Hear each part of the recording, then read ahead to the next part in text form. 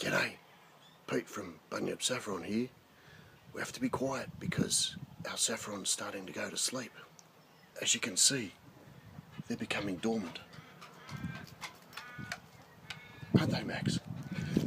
So anyway, seriously folks, the reason these ones are starting to die off at this stage is because we haven't watered these ones at all.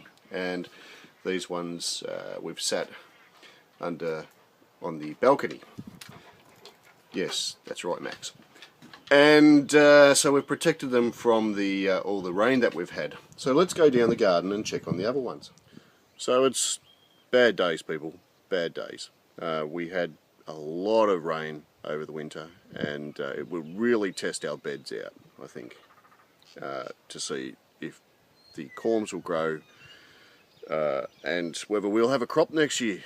So hopefully we've done our homework correctly and that the soil will be free draining enough to allow the growth of the corms. But we'll find out. But anyway, let's go down to ground level and have a look.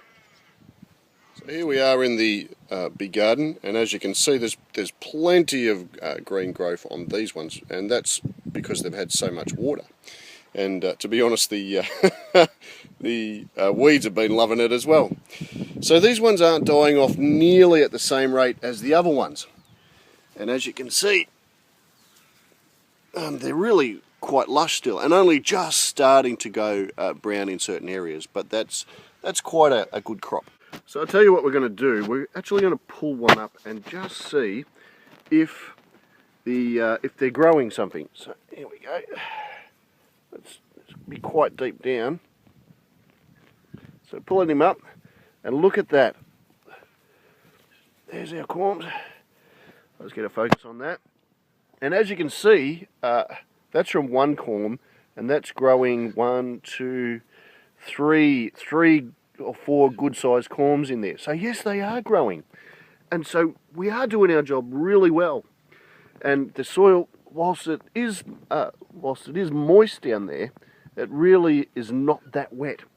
So it looks like we've made it through the winter quite well. So I'm pretty happy about that. So let's put him back in there, and so that over the winter, over the rest of the winter and in through spring, that top growth there will die off, and those corms will just mature, and we'll be able to rip the whole beds up, all the beds up, and replant. And so I'm pretty stoked about that. So here we are back on the balcony with all the young ones that we haven't watered, and I don't expect them to have 3 corms or anything like that at the bottom.